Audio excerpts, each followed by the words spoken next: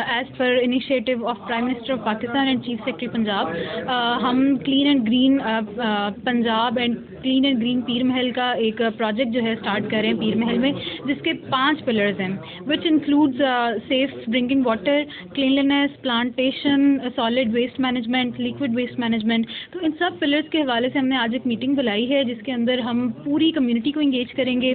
سارے ڈپارٹمنٹس کو انگیج کریں گے، لوگوں کو انگیج کریں گے، اور اس کا جو اینڈ ریزلٹ ہوگا وہ یہی ہے کہ صاف ستھرا سرسبز و شاداب پیر محل ہم سب کے رہنے کے لیے ایک بنا دیا جائے گا انشاءاللہ. اور اس میں مجھے آپ سب کی مدد کی ضرورت ہے. پلان ہے جس کے اندر مارچ میں جا کے